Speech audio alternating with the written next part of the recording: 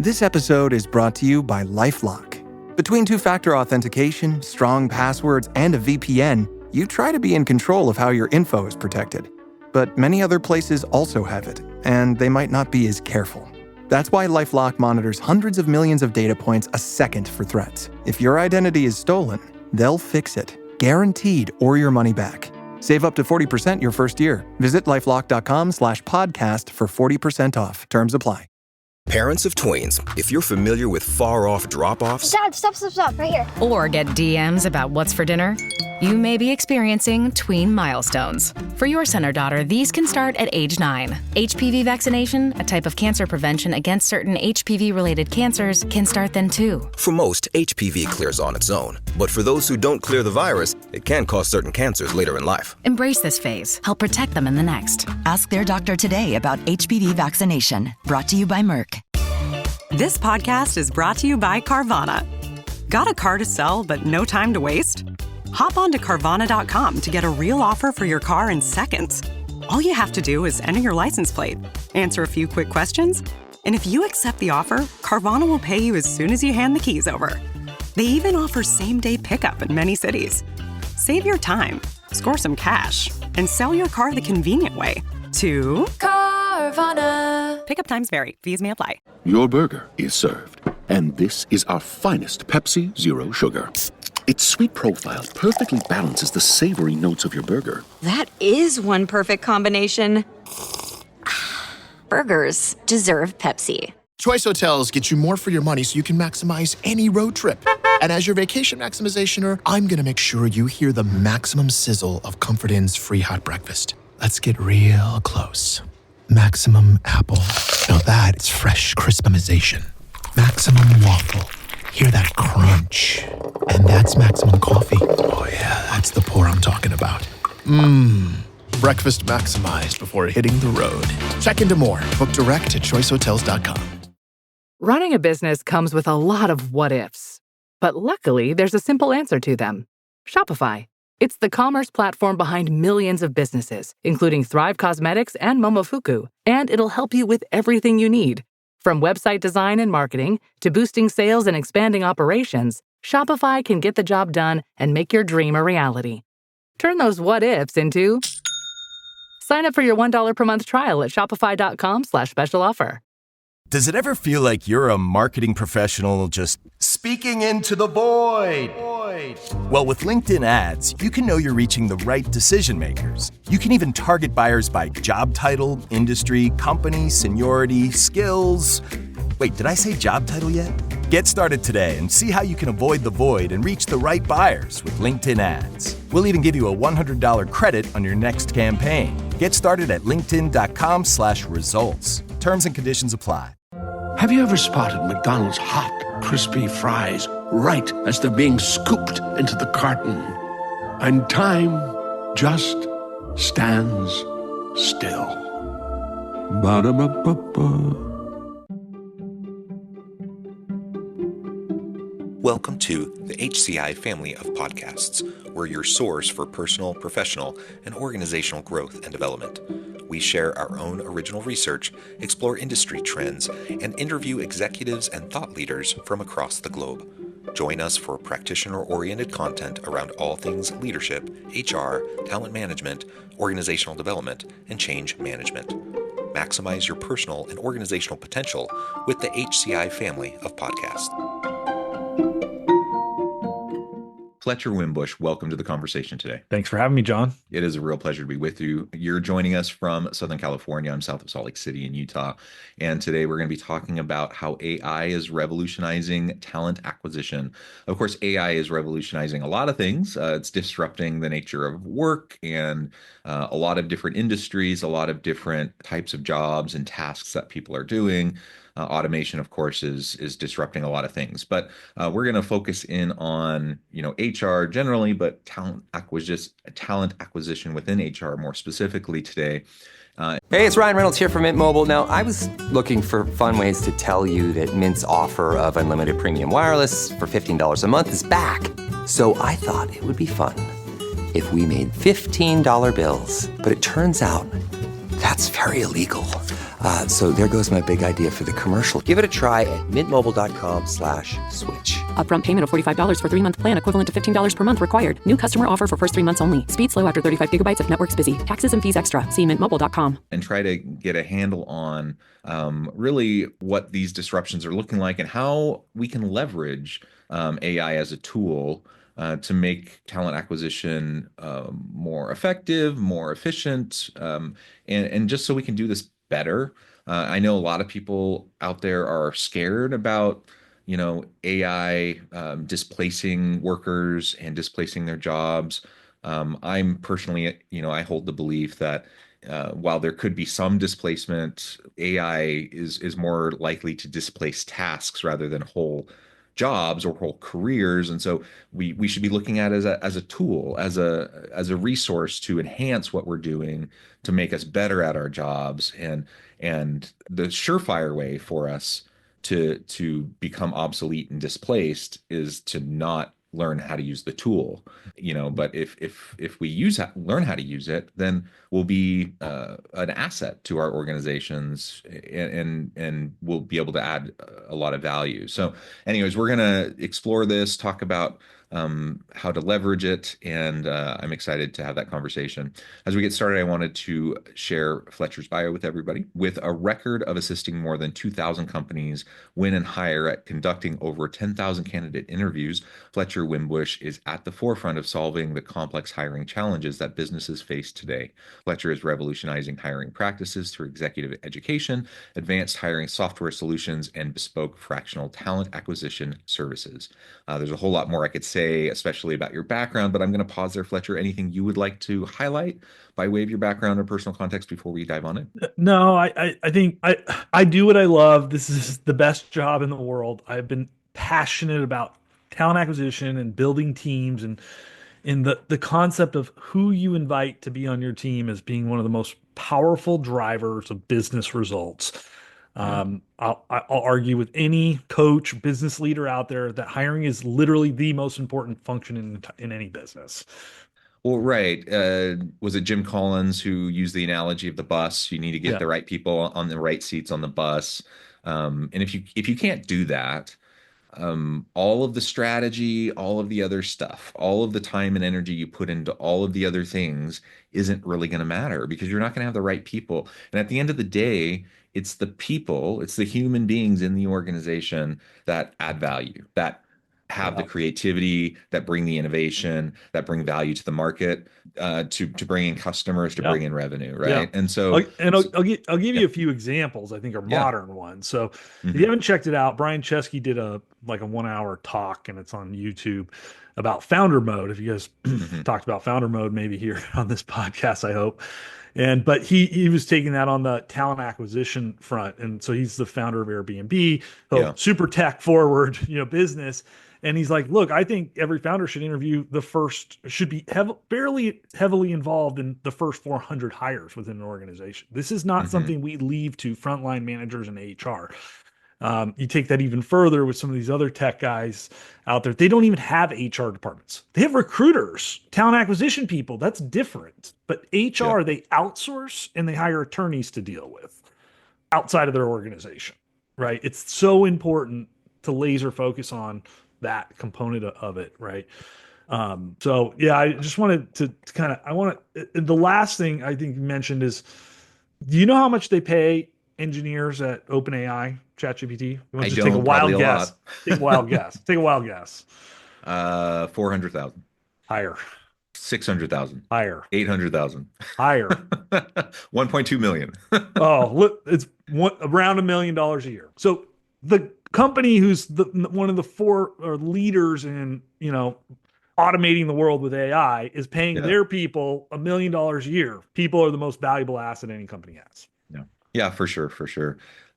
Okay. So, and I completely agree. I think we absolutely need to invest in the human asset, the human capital of our organizations. And I think most people listening, most organizational leaders, at least on the surface level, will say, yeah, human capital is important and we value our people, and they'll at least say those things. But, what organizations actually do, not just say, but what they actually do often doesn't align. it's not a line. Yeah, there's no alignment there. The values aren't consistent, with what they're saying. What their actions actually are consistent. And so, if all your budget is going other directions, if you have a below market, total compensation strategy, that's not in alignment with that value, right? Yeah. If you're constantly looking to squeeze every last ounce of productivity out of your employees, and you don't have pro-employee kind of policies and practices, and all these different things, then your values aren't in alignment with that, what we were just talking about. And so, I think a lot of people will say, yes, we're all about our people, but they're not. They're not, because the organization is not set up that way. And so we just really need to take a good hard look at what we're actually valuing. And that starts from the very beginning, crafting, job postings, going out and recruiting, bringing people in. It starts before then, right? With like Culture Pulse, or we have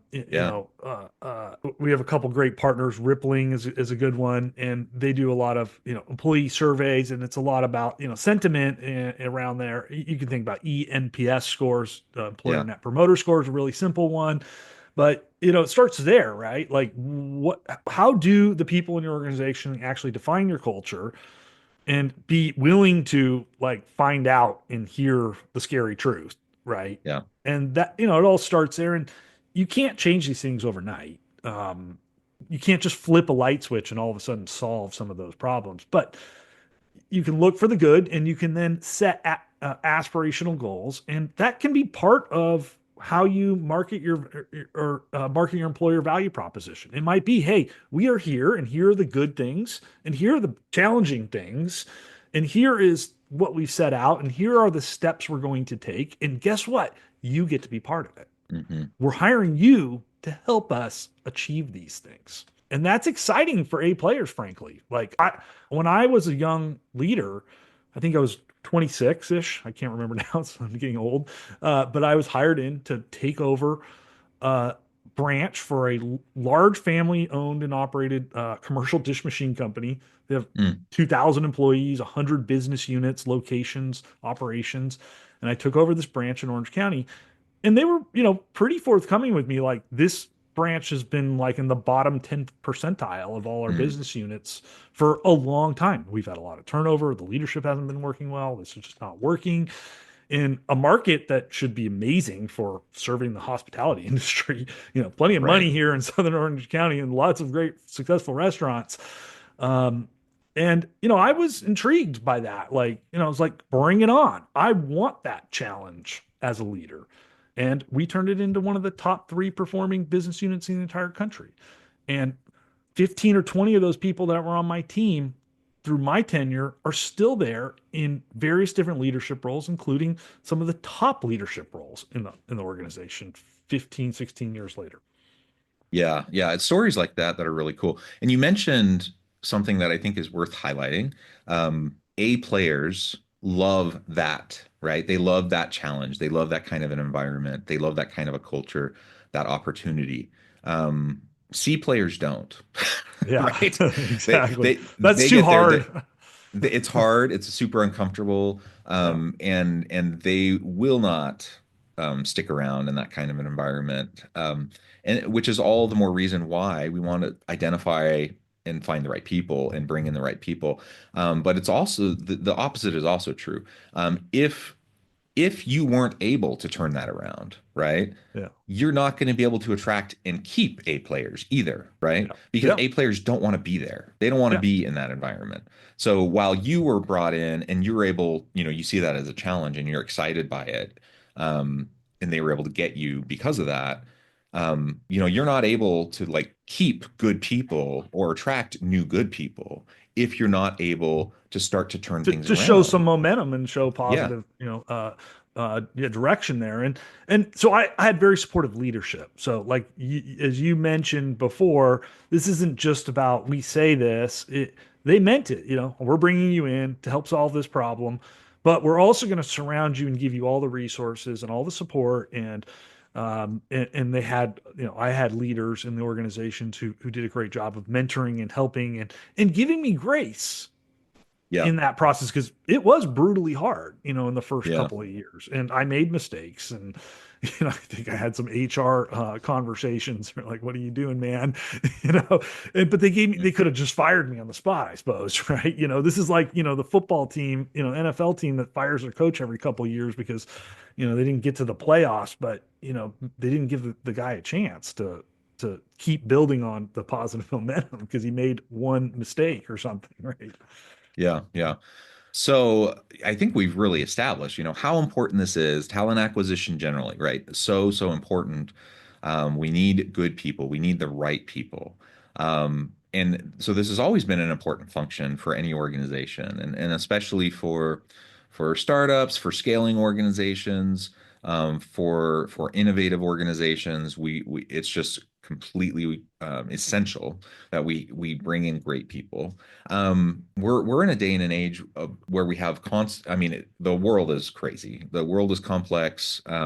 So it's more important than ever that we have, good people who are agile, ready to adapt and take on the challenges around them. But we have all this technological disruption, and part of that technological disruption is generative AI, and we have all of this, shifting within. What does the nature of work even look like? What do our jobs look like? Task displacement, automation. So many of the things that we used to do can be automated or augmented, and we can do things so much faster. Where do you see AI coming in to help with the talent acquisition function, to help us do it better, to help us be more productive, more efficient, and just better in what we do? Well, I think in the next 10 years, some hiring activities will be completely automated by AI. Mm-hmm. And I was having this conversation on LinkedIn this morning. Somebody asked, well, like, really? I was like, yeah, really. Now the reality is you have roles, like right now, you already have organizations that are leaning heavily on staffing agencies and low paid talent acquisition folks that are, very green in their careers. And you're really not all that, don't have a lot of expertise. They're really just kind of pushing paper, making basic calls, just like, hey, are you interested in the job? Will you come in? Can I schedule you an appointment? Here's some basic information. I'll send you a flyer or like a link to a page or a video, and then, asking maybe some scripted questions, hopefully asking some scripted questions, and then checking some boxes and then making a decision. So you have, and then you have frontline managers, the same thing. They're not really well trained or educated on best selection practices. They're just trying to do their job. They're just like, yes, you got a pulse. You're willing to do this. You seem nice. I don't dislike you, so I'm going to hire. A lot of roles, I don't dislike you, therefore I'll hire you, is like the criteria. So roles like that, automatically today we can automate that hire right now. As it is, the technology allows us to automate that. Now, I'm not necessarily trying to be an advocate for that. I'm just trying to punctuate a point here. Now, I think in that kind of scenario, AI can do a better job of engaging the candidate, making that experience better for them, providing them content and materials, answering their questions, getting to know them, and definitely doing a better job of assessing them. AI is significantly less biased than the humans are in this situation. And in fact, we're co-publishing a scientific journal article with Virginia Tech. This will be out very soon on this exact subject of how much better AI is at doing this than humans are. Unfortunately, that's the sad fact. So then you have the roles that are a little more, we can take some generic skill sets, but we also have some specific areas of expertise. AI can do a really good job of matching those people with the right job and nurturing them through a hiring process. And then you have your hyper specific skill sets, which is basically means you're prospecting for these people. Yeah. Like you would a new customer, right? I need to hire a tax accountant in Toledo, Ohio. Well, you know what? Guess what? There's like 30 of them. And how are you going to go find them? Well, basic prospecting techniques is how you do that. AI can do all that stuff for you now. And then it can even deliver your cold message. Hey, John, I love your background. You can say this exactly like what a recruiter would say, right? I love your background. You can see, you're really talented tax professional. Like, I don't know if you'd be open, but I'd love to schedule a cup of coffee with you and our partner, Fletcher, to talk more about, life as a CPA here in Toledo, right? And then hand that off, schedule it for the partner and the two. And then, yes, then now a human takes over in situations like that. So it's sort of augmented automation, but, much more humanistic versus right now we're using templated emails and in-mails and voicemail drops and text messages and things that, recruiters are doing, but it's hard to personalize those, right? Well, yeah, and talk about, I mean, just the time, that recruiters are spending doing all of that versus, automating that. I mean, Yeah. I can only imagine. And it takes a lot of time to get a recruiter especially when you're dealing with those higher level, more sophisticated, nuanced roles that I need a R&D tax person or I need a salt person. I mean, you can't take some recruiter $40,000 a year straight out of college and explain that to them. Like, they don't get it. They don't understand what that role does and the nuance of it and why that role is different than this other tax role, right? They don't have that life experience or that work experience. Mm-hmm. So, this gets junior people up to speed faster. It helps more advanced recruiters do this quicker, but advanced recruiters spend a lot of time doing this stuff where they could be doing something else, like talking to the candidate. Yeah. Which is so much more valuable, right? Yeah. That's where you're really going to develop the relationships, where you're really going to be able to grab people, right? Where you're going to increase the chances of getting really great people, improves the experience for both parties, right? Right. Yeah. Yeah. So, and like you said, the technology is already definitely good enough to do kind of the low level work, like you said. We can already do that. Whether or not, companies are going to fully lean into and embrace that today, that's unlikely. But certainly companies are leaning into leveraging AI in a lot of ways. And we see companies experimenting with that constantly, right? All the time right now. What it tends to look like is, you have an opening, someone leaves, some sort of attrition, and instead of replacing that person, you have a 5-person team. Now they're down to 4. Let's just absorb that role and use AI, to kind of fill in the gap, right?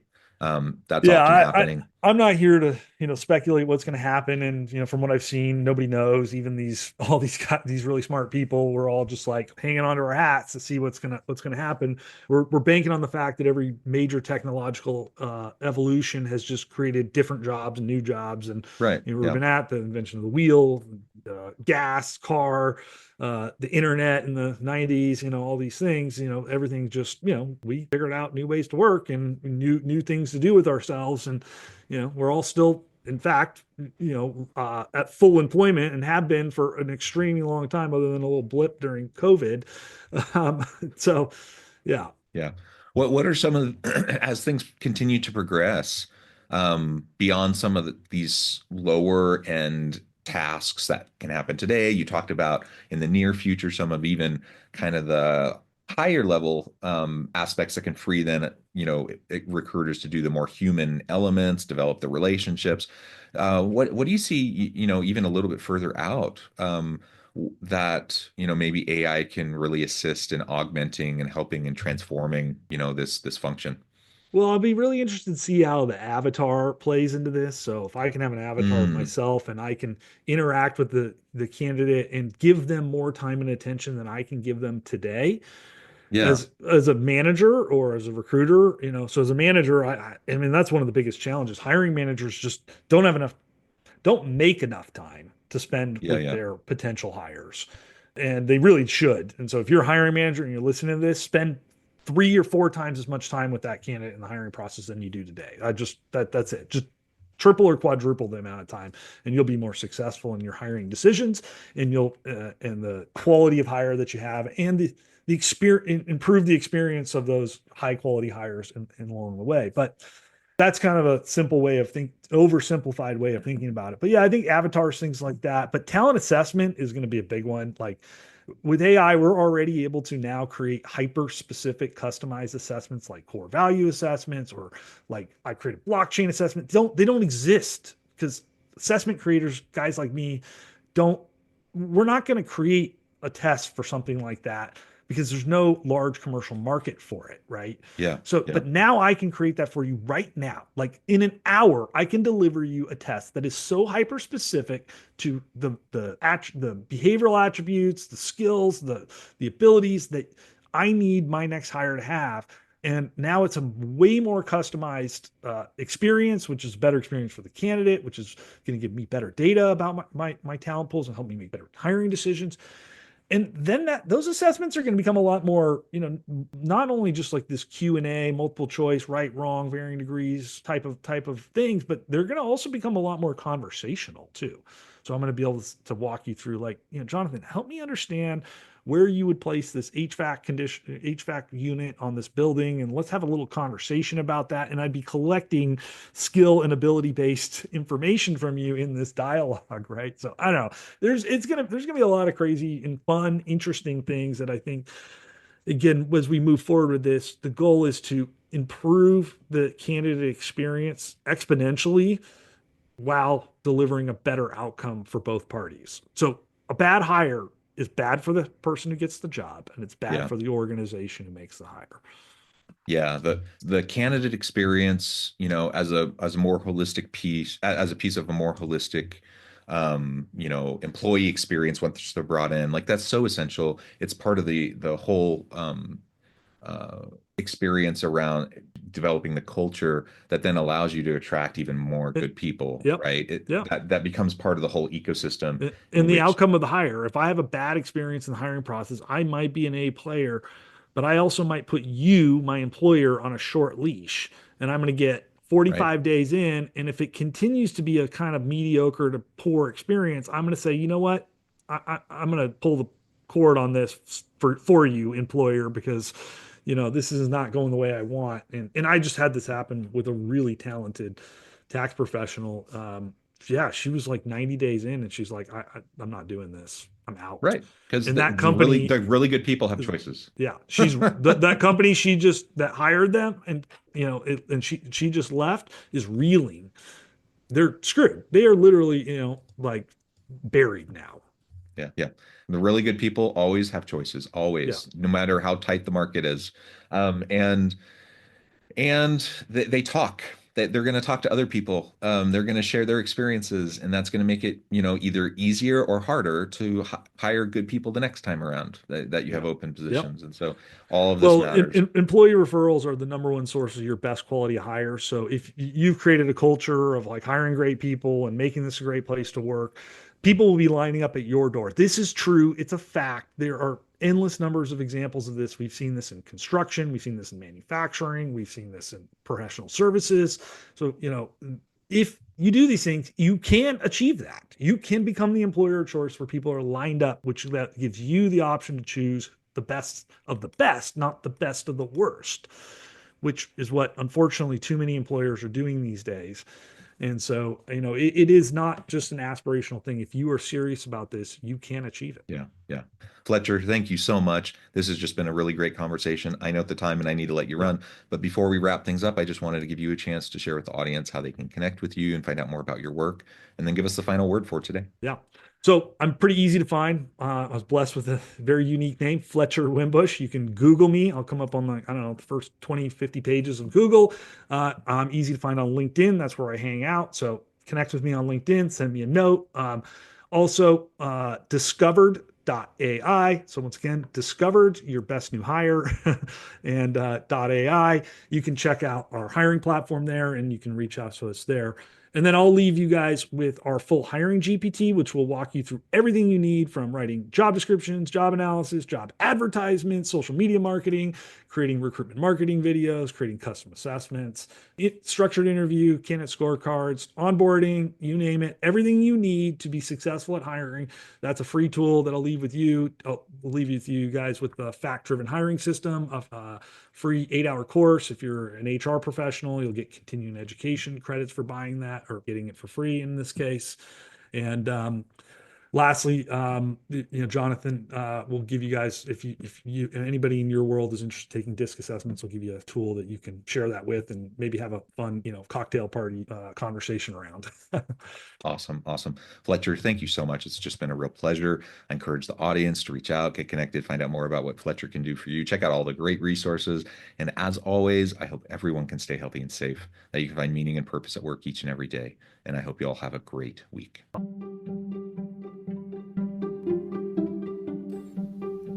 Thanks for joining us for this episode of the podcast. We hope you stay healthy and safe, and please join us again soon.